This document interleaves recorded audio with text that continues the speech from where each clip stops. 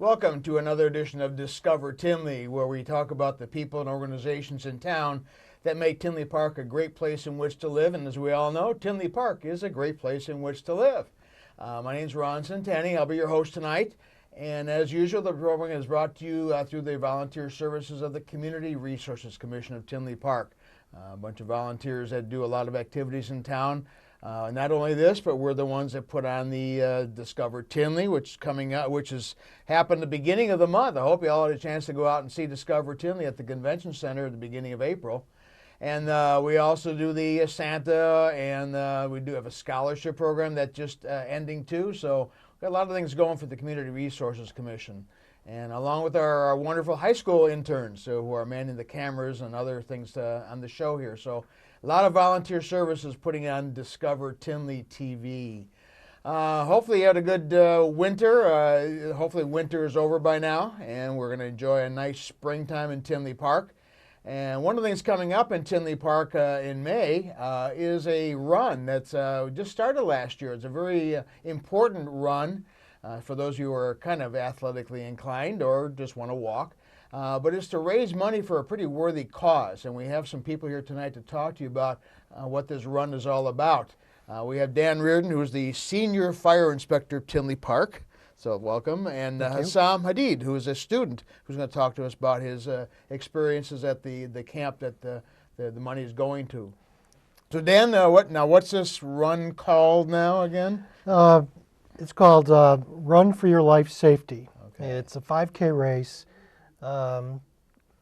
We started it to help raise awareness for fire safety and try to get the community to understand some of the basic principles about being fire safe and get out and enjoy the weather. A little wellness in there, get out and run, walk, bring your family out, but just to get out and just to help understand more about being fire safe.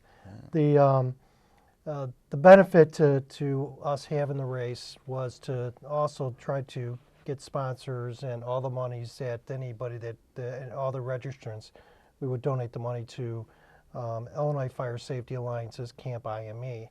And they're located up in Lake Zurich. And so we look at it as being a win-win. You know, everyone gets a chance to see the fire equipment. They enjoy a nice day, and Illinois Fire Safety Alliance and their programs benefits from the money we raise. Wow. Okay. Now, when is the race now, and where's it gonna go? This year the race starts. It will be on May 4th. Okay.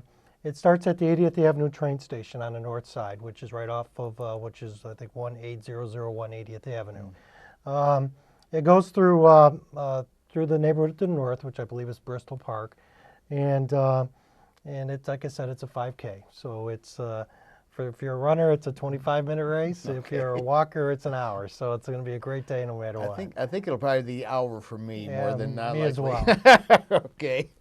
Okay. And last year was your first year there. How many people did you have involved with it last year? Last year we had about 500 runners and walkers. Wow. And that exceeded our expectations, but it was supported so well by the people that came out that day, and then the sponsors that helped put this thing together.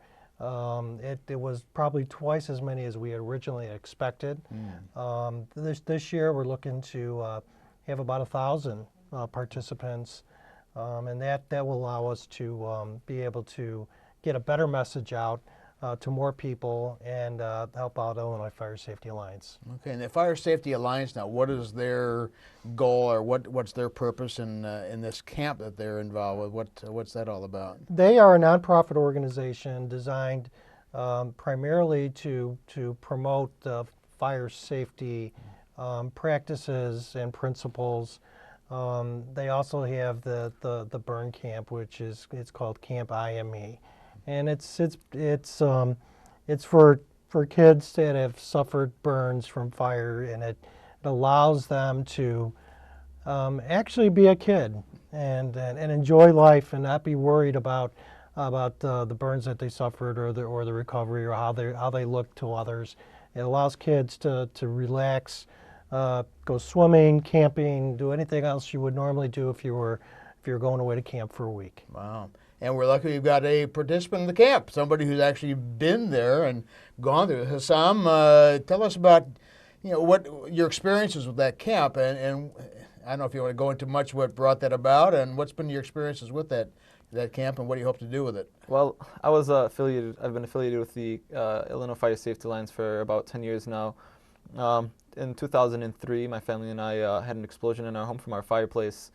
And from that, I suffered third-degree burns to about 30 to 35% of my body due to the fact that I went back into the home to retrieve my sister, who was engulfed in flames from the explosion. From those experiences that I had to deal with, it was hard to cope with the things that I saw and the things I had to deal with from just the fire and from the treatments that I had to go through with my family. When I heard about the Illinois Fire Safety Alliance Camp IME through the Loyola Medical Center, I attended it that summer after the accident. And when I attended the camp, I was pretty nervous. I was a little kid. I was 10. How old were you? Yeah, how old were you? I was 9 years old when the accident happened.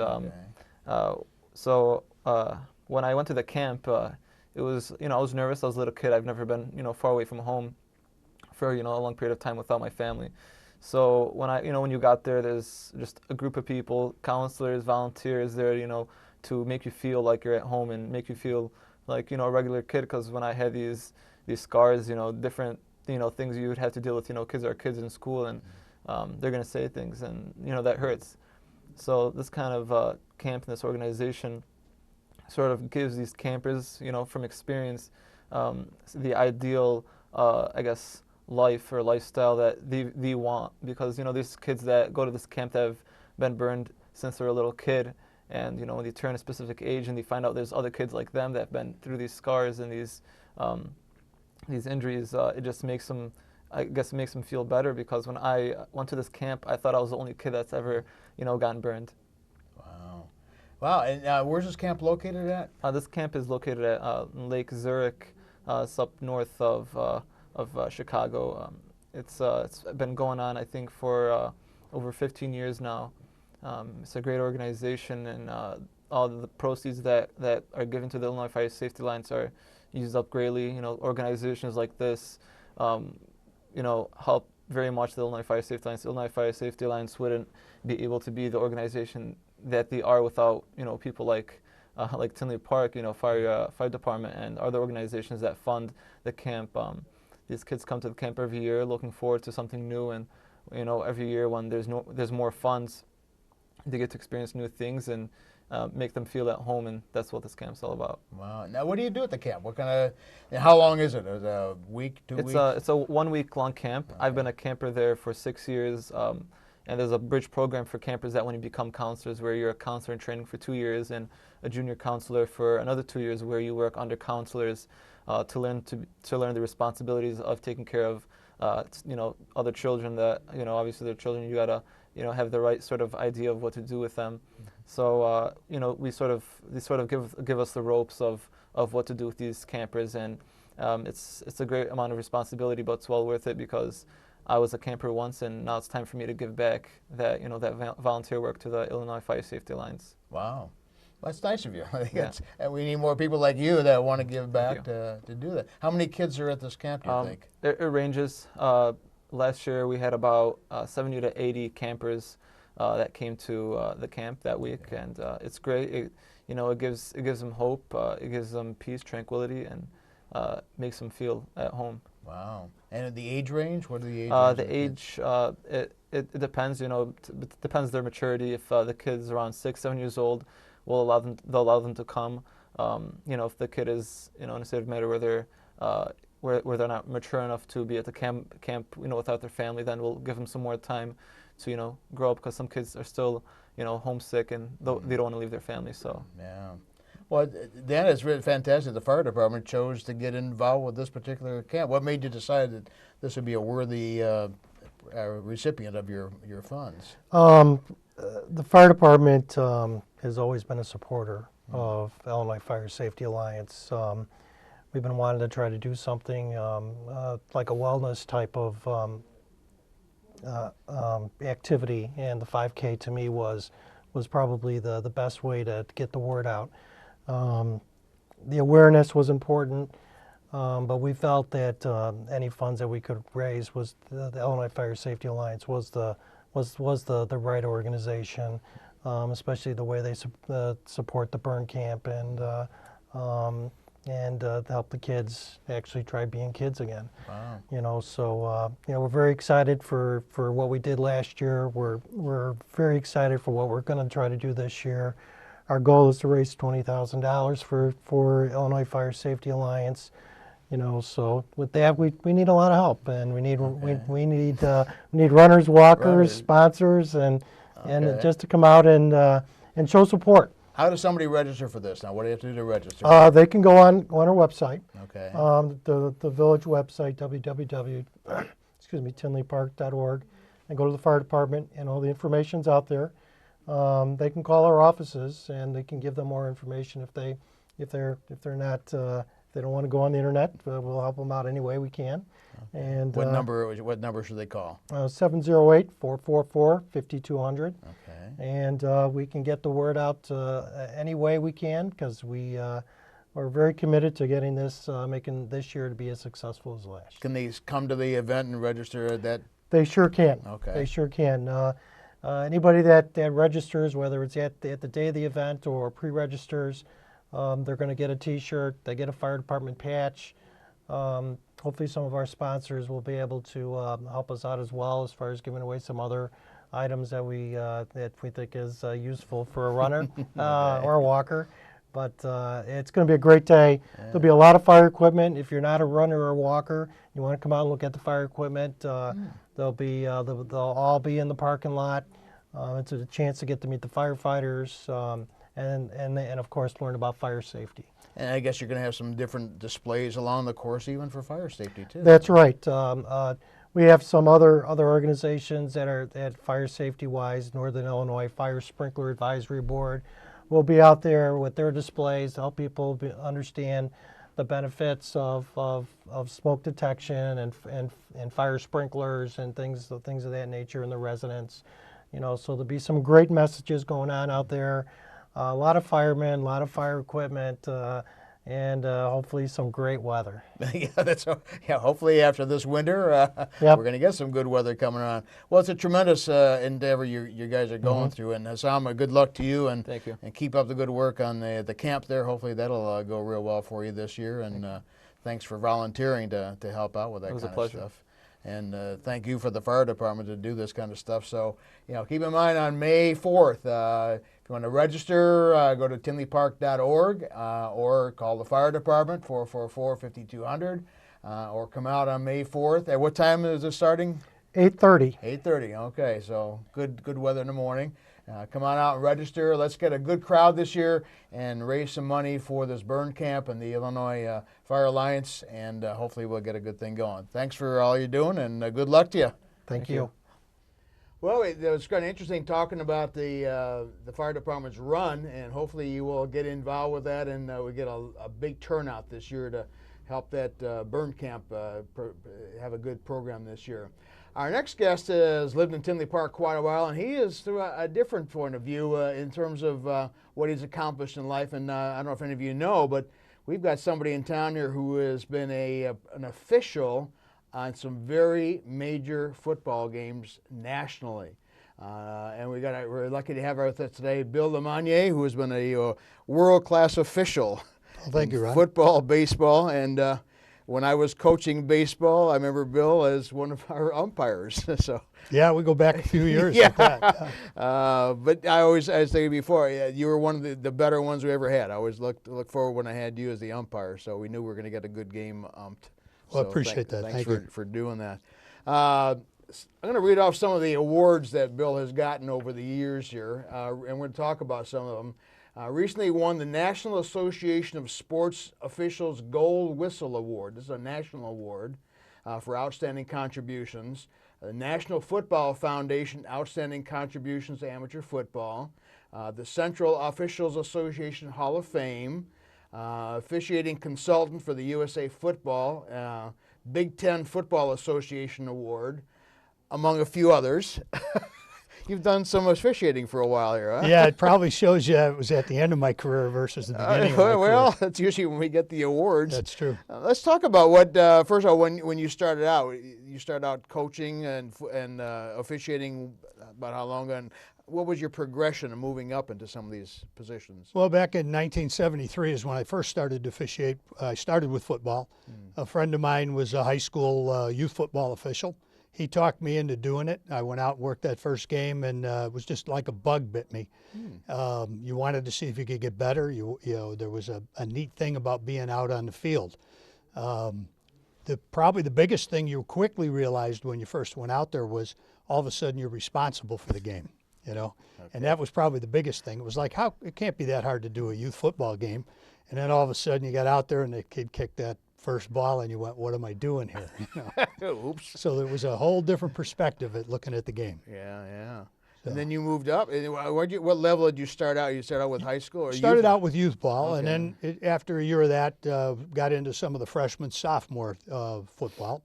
And then I was fortunate about 3 or 4 years into my career, I was picked up by a crew, started to work high school varsity ball.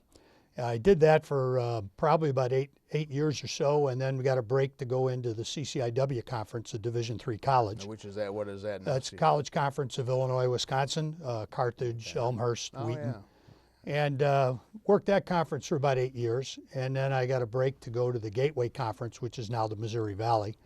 And I worked there for 4 or 5 years, and then I was picked up by the Big Ten Conference. So the last 20 years I officiated primarily in the Big Ten Conference. Big Ten. No. All over? I mean, all of the stadiums, or mainly Illinois? No, or? you worked all through the conference, and then once in a while when they would have non-conference a road game, you sometimes would officiate the games on the road too. So there were some great road trips that we had because of that. So I bet. How many games a year would you do? it varied between 10 to 12 games a season. Wow. Plus, if you were fortunate and had a bowl game, then you'd pick up a bowl assignment. Yeah, let's talk about that too. You've done a few notable bowl games also. What were some of those that you did? Fortunate in my career, 20 years in the Big Ten, I was fortunate to have 16 bowl Oh assignments. my. Including the national championship between Auburn and Oregon 3 years ago.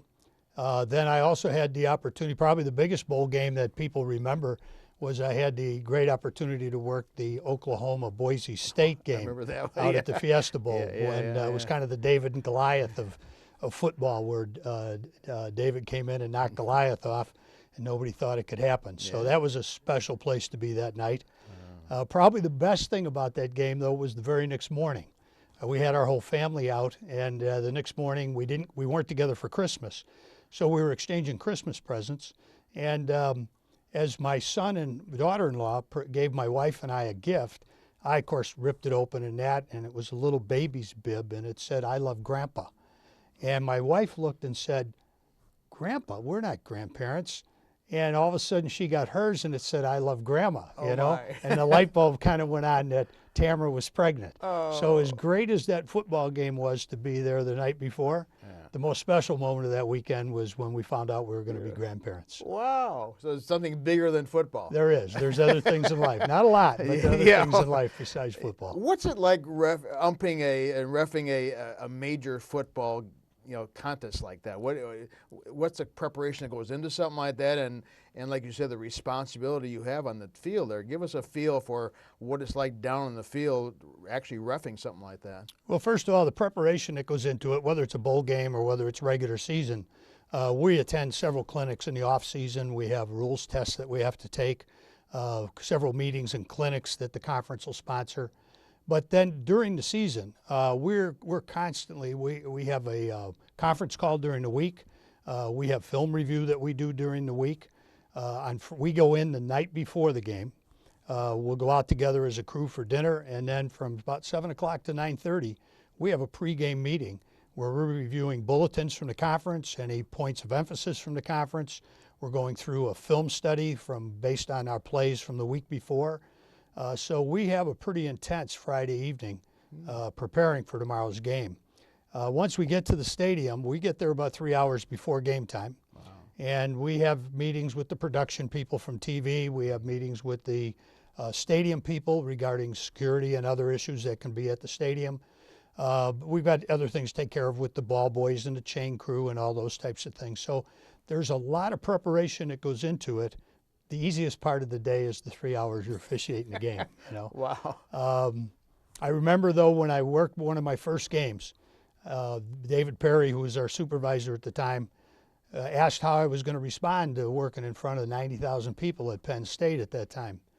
And I told him back then we wore white knickers, and I told him I'd bring a second pair of knickers just in case. Oh, jeez. And he reminded me of something that stuck with me. He said, the game's going to be faster, the crowd's going to be louder, but just remember something.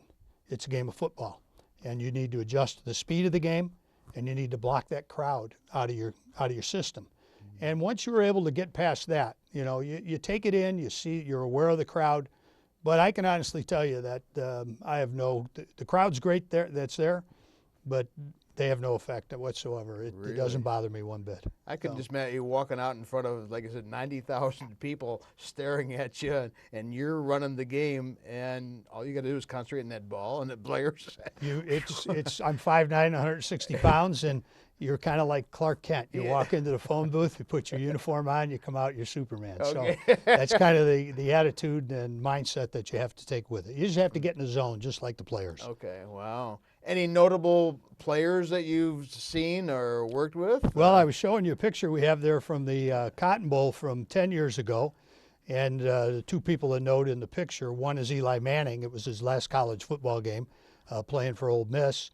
And then General Tommy Franks from the Gulf Wars. Tommy Franks did the coin toss. Okay. So that was one of the things. But a lot of the players that are playing in the pros today, I can look back and say somewhere along the line, they've probably been involved in a game or two that I've had. Yeah, wow. Yeah. You prefer the big time stuff, the Big Tens, or any other conferences, or? Oh, the Big Ten was pretty much the prime conference I worked. I worked the Arena Football League for a number of years, back 8, 9 years of that, and had an opportunity to work 2 of the Arena Bowls. But college football is the best place to hang out. You can't beat a college atmosphere on a Saturday afternoon or a Saturday night, and that's really what it's all about. Wow. Any interesting things happen in some of your games at all that you can remember as a ref? Well, in terms of the games itself, obviously the Fiesta Bowl with Boise and Oklahoma with all the fancy trick plays and everything were fantastic to be around. But I worked a bowl game down in Mobile, Alabama a number of years ago. And we had one team that was ahead by 35 points at halftime. And pretty much, I hate to say it, but everybody thought the game was over. And the other team came back and tied the game on the last play of the game, and we went double overtime. It was Marshall in East Carolina, but Marshall came back from a 34, 35-point deficit. And we came out for the coin toss, and we just reminded the players that we all had flights to catch. And, we needed to try and wrap this thing up. But it was just a great game to be involved in. Wow. Let's talk about some of the things you have here. You brought a couple of things. First of all, the Gold Whistle Award here. This is your major award you got. What does that signify to you? And the National Association of Sports Officials is a group that covers all sports, whether it's basketball, baseball, football, etc. And they have this annual award. It's called the Gold Whistle Award. And last year I was fortunate that I was given this honor. It was the first time that a college football official had been given the award. It had been earned by NFL officials, by basketball officials, soccer officials, international officials, but it was the first time that a college football official received it. So that was kind of special in itself. And it was based on the contributions that they felt that I've made back to the game, the clinics that I'm involved in, both here in the United States and some of the international things that I've been involved with, which has been a whole entity in itself. You're on a speaker's tour too. You're conducting clinics and all that. Just got back from Budapest in January, Okay. but been all through Europe, Africa, Australia, and I've been to Japan 8 times. The first time I went to Japan, I remember asking one of our hosts, Masuro, when did you guys start playing football in Japan, last week or something? Yeah. And Masuro said, well, a little longer than that. He said it was just before World War II. And as you could imagine, the discipline that the Japanese players have, They're excellent football players. I've worked international games between the U.S. and Japan, and pretty much the games are split. Sometimes the U.S. wins, sometimes Japan wins. They don't take a back seat to anybody. They don't beat themselves. They're well disciplined, well coached. Their coaches come here to the U.S. for clinics. They bring U.S. coaches over there, and they do the same for their officiating. So it's been just a fantastic experience to be involved. Yeah. And what's this football you got here now? That was from the national championship game with Auburn and Oregon. And from that, so it's a nice memento that was given to me from the game. And then the other one, it's a little item we have from our crew. It's called the Rock. And what it's about is, as the referee, it's kind of like I'm the appointed leader. But I always wanted to encourage the guys that they were going to have opportunities to step up. They were going to have an opportunity maybe to get something right. Because one of the things I've always emphasized is that as much as we love doing this, we're supposed to be doing it for the kids playing the game. Whether they're these kids, or these kids. It's their game. We're there. It's not even the coach's game, and a lot of them will disagree with me on that, but the game belongs to the players. And if we remember that, then we want to try and get it right. Now, we're fortunate we have replay, but I always tell the guys, let's see if we can get it right without replay. If somebody can step up and correct the call and get it right, and we can do it ourselves, that's the best way to do it. Let replay confirm what we did on the field. So we had this award that we created on our crew, and we would give it out. The first week I would give it out to somebody on the crew who stepped up and really did something to help the crew. And then it was theirs. And then it was their job the next week, based on the performance of somebody on the crew, to possibly give it to somebody else on the crew. And we had a rule. You couldn't just pass it around to pass it around. You had to earn it. And if somebody got it more than once, and if that's fine, and if nobody earned it this week, just hang on to it another week. But it was a thing about emphasizing the thing that everybody can be a leader. Wow. That's fantastic. Well, obviously you've been a leader all these years, and your career not only as a referee, but as an educator. You worked in schools all these years. You've had quite a career, so keep up the good work. But thanks for all you've done and bringing good notoriety to the profession of umping and reffing. It's been a heck of a place to hang out for the last 30-some years, 40-some years, actually. Yeah, okay. Well, thanks for watching the Discover Tinley with a noted international football referee, Bill LeMonnier. Thanks for coming to Discover Tinley. Appreciate it, Ron. All right.